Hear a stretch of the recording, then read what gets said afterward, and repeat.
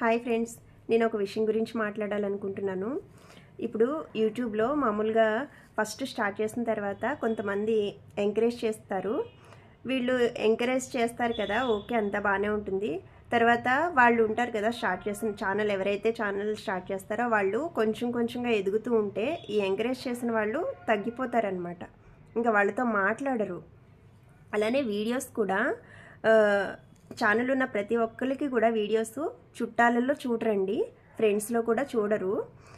కానీ చూసారా అంటే మాత్రం చూసాము అని ఒప్పుకోరు. కానీ అన్నీ అబ్జర్వ్ చేస్తారనమాట.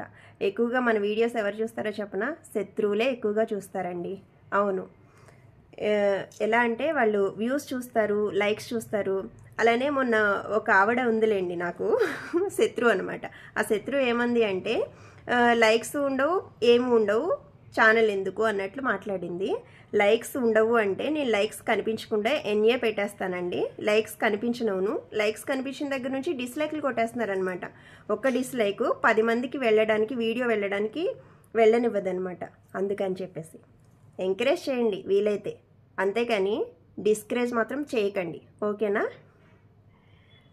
ఎవరిష్టం వాళ్ళది కదా, మీకొస్తే మీరు చేసుకోండి, అంతేనా? బాయ్.